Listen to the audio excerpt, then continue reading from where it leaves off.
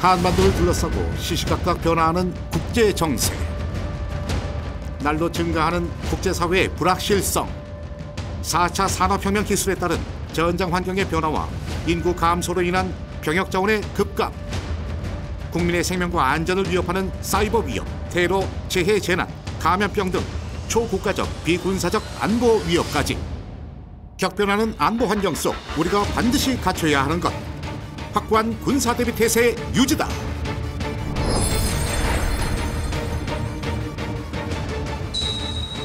우린 현재의 안보 상황을 어떻게 인식하고 있을까? 걱정되고 어떤 땐 잠이 안 올 때가 있어요. 가장 걱정되는 건 아무래도 우리나라가 휴전 국가이기 때문에 언제 어떻게 전쟁이 일어날지 모르고, 북한의 핵 위협이 상존하고 있기 때문에 그 부분이 최고 좀 불안하고요. 이럴 때일수록 우리 군이 더욱 강조하는 것이 있습니다. 바로 적의 위협에 대응하기 위한 군사적 준비 상태, 군사 대비 태세인데요. 군사 대비 태세란 적의 전방위적 위협으로부터 대응하기 위한 군사적 준비 상태로, 우리 군은 한반도의 평화를 안정적으로 유지하기 위해 주변국 군사활동 감시 및 대응 태세를 꾸준히 강화하고 있다. 우리 군의 군사 대비 태세에 대해 불안한 목소리도 많은데요. 이에 대한 전문가들의 의견은 어떨까요? 안보 전략 전문가 박창권, 한국 근대사 전문가 박태균, 군사 전문지 편집장 홍희범, 국방 사이버 안보 전문가 손태종. 전문가들이 말하는 군사 대비 태세의 현 주소는? 저는 현재 군사 대비 태세 잘하고 있다고 생각합니다. 국방력에 있어서는 저는 어느 수준까지는 갔다라고 생각은 합니다만, 그렇다고 만족할 수준은 아니라고 생각해요. 완전히. 우리가 충분한 전력을 갖추고 있기 때문에 이 평화가 유지가 되고 있다고 보시면 됩니다. 대비 태세의 제일 중요한 것은 이제 그런 능력을 갖추고 그것을 실전과 똑같이 연습 훈련하는 거거든요. 조국의 안전과 평화를 지키는 군사 대비 태세. 누구도 넘볼 수 없고 그 누구도 당해낼 수 없는 강한 국군으로 거듭나기 위해선 어떤 조건들이 필요한 걸까?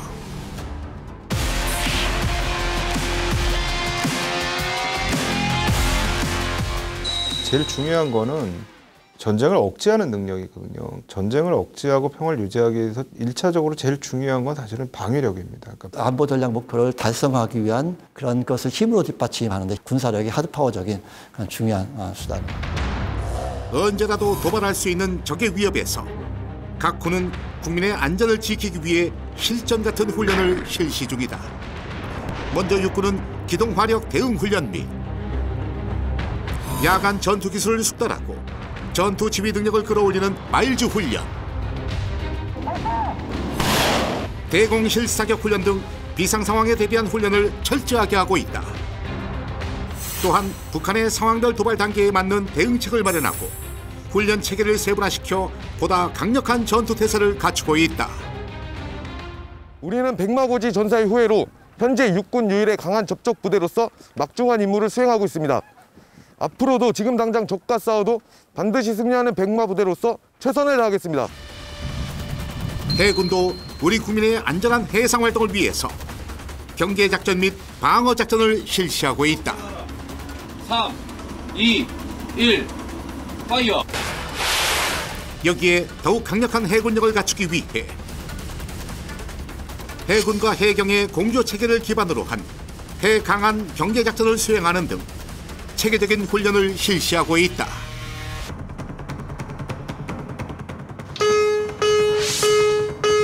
서해의 수호자로 불리는 해군 제2함대. 전투 배치 실전! 전투 배치! 전투 배치! 전투 배치! 대한민국 바다를 반드시 사수하겠다는 목표 아래 언제나 전시 상황을 염두하며 불시에 비상훈련을 실시하고 있다. 평화를 위해서는 강한 힘이 필요하다는 것을 알고 있고, 이를 위해서 전투 준비 태세 확립을 위해서 부천함 대원 모두 노력해서 준비하고 있습니다. 가장 높은 곳에서 우리나라를 지키고 있는 공군 역시 적의 공중 위협에 대응하기 위해 방공유도탄 사령부 예하대대를 창설하고 감시 정찰 능력을 강화하기 위해 정찰 비행단을 창설하는 등 한층 강화된 군사 대비 태세를 갖추고 있다. 여기에 특전사 중의 특전사라고 불리는 제707 특수임무단과 아덴만 이어명 작전에서 활약한 해군 최강 특수부대 UDT, 해양 재난사고에 대한 구조 및 작전 임무를 담당하는 해난구조대,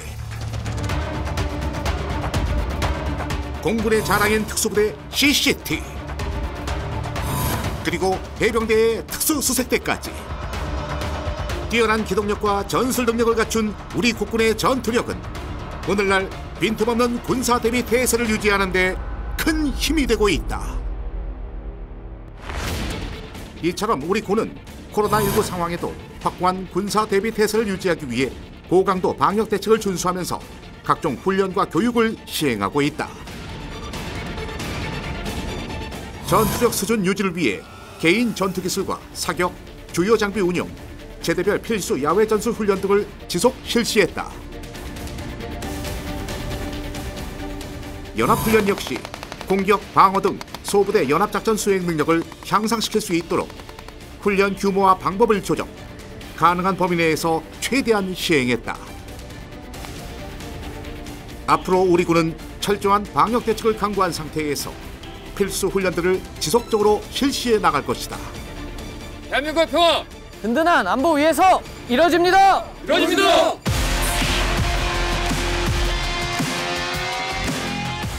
월간 플래툰 편집장 홍희범이라고 합니다. 군사 대비 태세 유지를 위한 효율적인 무기 체계는 어떤 수준일까? 전략 자산과 전술 자산, 이 둘이 같이 어우러져 가지고 군사 대비 태세를 유지하는 거기 때문에 정말 필수적인 요소들이죠. 그것들이 없으면은 군사 대비 태세를 유지하는 그 자체가 안 된다고 보시면 될 것 같습니다. 지대지 탄도미사일 현무-2, 순항미사일 현무-3,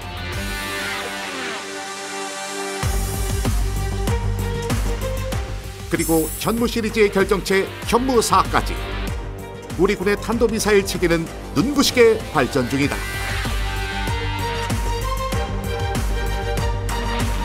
승리의 검은 표범이라 불리는 K2와 뛰어난 수중 운행 능력, 실시간 전장 정보 공유 기능을 갖춘 K21, 빠른 추탄 발사 능력과 고기동성으로 짧은 시간 내에 임무 수행 및 진지 변환이 가능한 K9,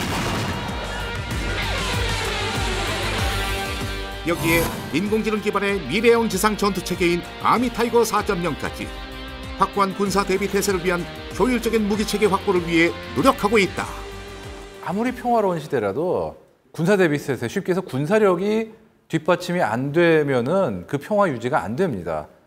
지금 사실 그래도 어떤 동북아시아가 어느 정도 평화와 안정을 유지하고 있는 게 그냥 자연스럽게 당연히 그게 되니까 그렇게 되는 게 아니에요. 우리가 충분한 전력을 갖추고 있기 때문에 이 평화가 유지가 되고 있다고 보시면 됩니다.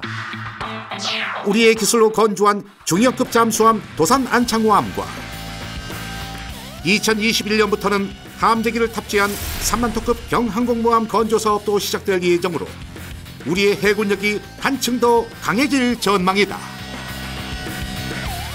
특히 해군의 첫 스텔스 구축함으로 기록될 한국형 차기 구축함 사업 역시 추진되고 있다.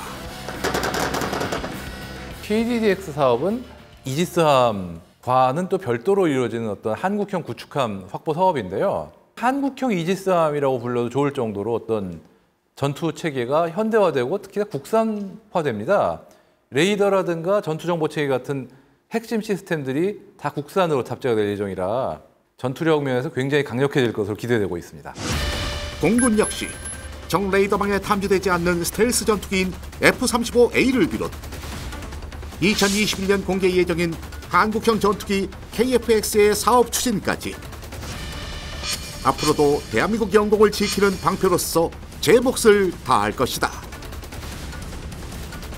특히 스마트 국방 혁신 분야에 있어 드론 및 로봇 등 4차 산업혁명 첨단 과학 기술도 전 분야에 접목하고 있다.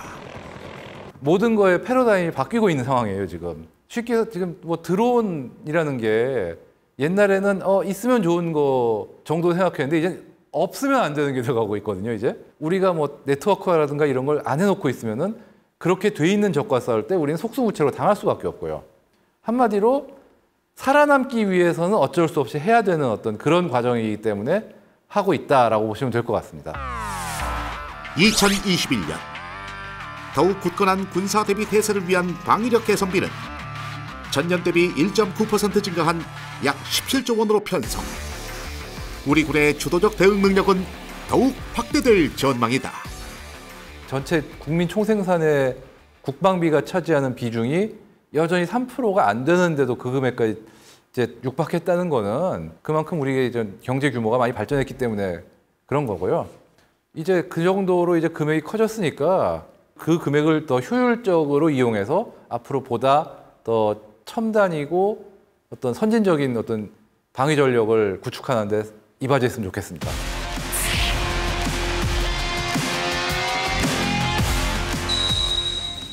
한반도 평화 문제를 논의할 때 빼놓을 수 없는 것이 있다. 바로 한미 동맹관계. 6.25 전쟁 후 한미 상호 방위 조약을 체결한 두 나라는 한반도의 평화와 안정을 지키기 위해 최선을 다해왔다. 앞으로 한미 관계는 어떻게 발전시켜야 할까? 주한미군이 갖고 있는 이 한반도에서 전쟁 억제력으로서의 그런 힘이 있기 때문에 주한미군의 뭐 규모라든가 또한 주한미군의 성격이 변화할 경우에는 그거를 대체할 수 있는 우리 자체의 안보 능력을 갖춰야 되는 거거든요.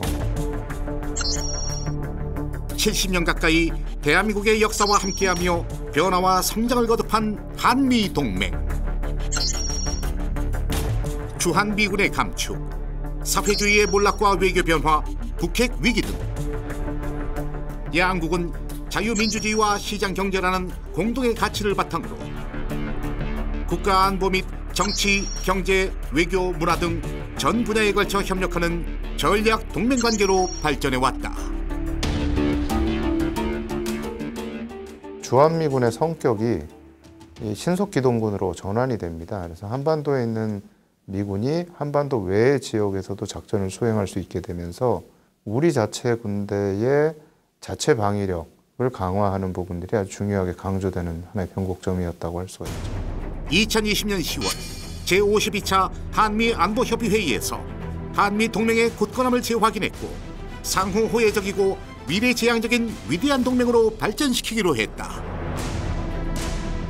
또한 전시작전 통제권 전환을 위해 지속적으로 노력할 것을 약속했는데 우리 군도 미래연합사령부의 완전 운영 능력을 검증, 평가하는 시기를 조기에 완수키로 결정했다. 이로써 한국과 미국은 앞으로도 철통 같은 연합 방위 태세를 유지하며 한반도에서의 무력 분쟁 방지와 동북아 지역의 평화와 안정을 위해 노력하기로 했다. 여기에 2021년에 열릴 UN 평화유지 장관회의는 한반도 평화유지에 더욱 힘을 보탤 예정이다. 민주주의라고 하는 가치, 또 다원성이라고 하는 가치, 이런 부분에서의 가치 동맹이라는 부분들이 분명히 존재를 하고요. 그 위에서의 또 국가 이익이라고 하는 시장을 지키고 국가의 이해관계와 이익을 지킨다라는 실리의 문제가 또 연결이 돼 있고, 한미동맹이라는 게 중요한 게 저는 이게 실리로만 돼 있으면 언제든지 깨질 수가 있는데 가치 문제가 들어가 있기 때문에 아주 쉽게 깨질 수 있는 문제는 아니라고 생각을 합니다.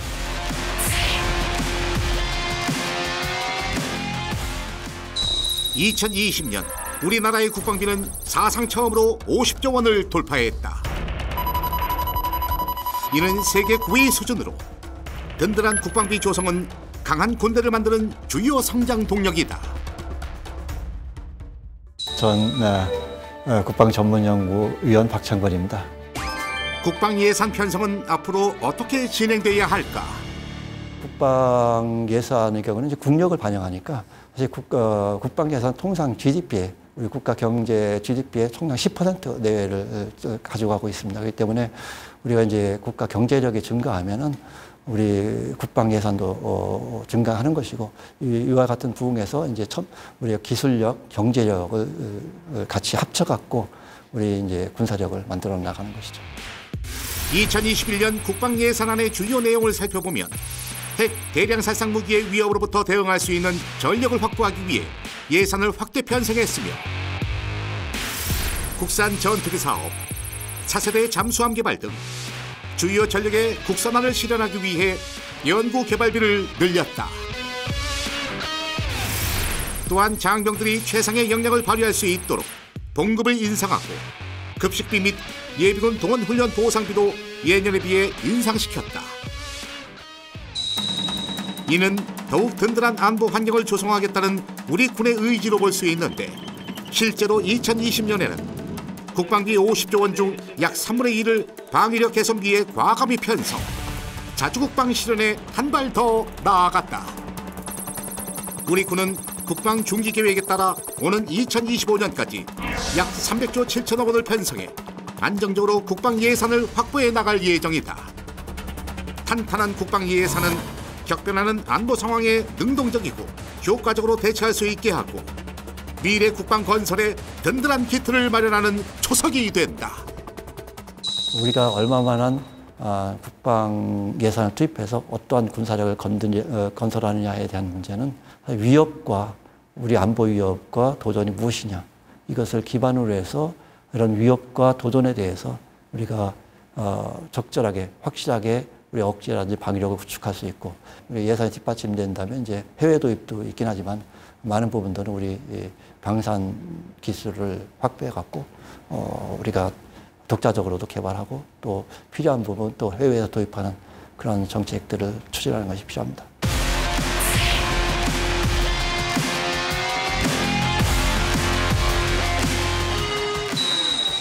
(2020년 7월 21일) 한국군 첫 전용 통신 위성인 아나시스 2호가 발사에 성공했다. 이로써 우리나라는 세계에서 10번째로 군사 전용 위성을 보유한 국가가 됐다.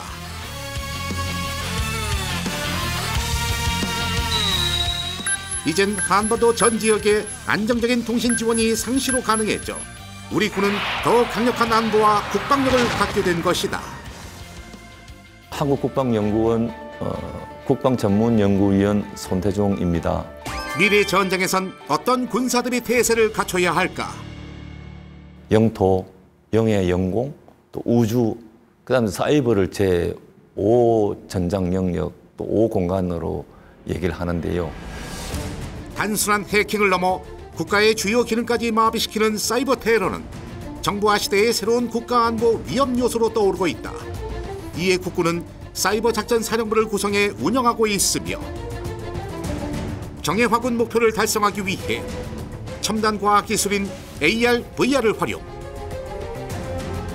장병들의 숙련도를 단기간에 끌어올리고 공중 무인 체계를 전력화할 방침을 세웠다. 이렇게 되면 더 효율적이고 강한 전투력을 확보할 수 있다. 미래의 전장은 기술력과 정보력으로 승패가 결정된다고 해도 과언이 아니다. 고도화되고 있는 사이버 위협을 조기에 탐지하고 통합 분석해서 대응한다면 우리는 미래 전장에서 승리할 수 있다. 우리가 아무리 우수한 드론이나 로봇을 만들어 놓다 하더라도 적의 사이버 공격에 의해서 무용지물이 될 수도 있고 고철이 될 수도 있고 도리어 우리를 공격할 수도 있는 겁니다. 그것은 절대로 만화나 먼 이야기가 아니거든요. 사이버 무기 체계에 좀 더 방어와 또 이런 것에 대한 능력 보장, 이런 쪽에 좀 더 심혈을 기울여야 되지 않을까, 이런 생각을 가지고 있습니다. 어떤 안보 환경에서도 바로 대응할 수 있는 강한 군대, 신뢰받는 군대가 되기 위해 한미연합 방위태세를 확고히 유지하고 9.19 남북군사 합의를 충실히 이행해 한반도 평화 프로세스를 만들어가고 있는 대한민국 국군. 첨단 전력의 하이로 믹스 개념의 첨단 전력과 또 재래 전력들을 어떻게 좀 더 상호 유기적으로 좀 더 또 신의 효과를 낼 수 있는 쪽으로 안배해서 구축해 나가느냐, 이런 것들이 앞으로의 군사 대비 태세에 관계되는 사안들이라고 생각이 됩니다. 우리 국방이 사실 한미 연합 방위 체제에서 확실하게 억제 체제를 유지하고 있고 또 우리 임무를 잘 수행하고 있기 때문에 그런 측면에서 보면 우리가 국방을 잘하고 있다, 이렇게 봐도 된다 봅니다. 평화를 원하는 자는 전쟁을 준비하라. 이거는 고대 그리스 로마 시대부터 내려오는 아주 유명한 격언입니다. 군사 대비 태세라는 거는 우리의 평화와 안보를 위해서 필수적이라고 봅니다. 이제 우리 정부의 어떤 협상력이나 이런 부분들은 예전에 비해서는 굉장히 커졌고 우리나라의 가치도 저는 굉장히 커졌다라고 생각을 합니다. 그러나 이 부분도 우리가 그냥 뭐 완전히 만족할 만한 정도는 아니다.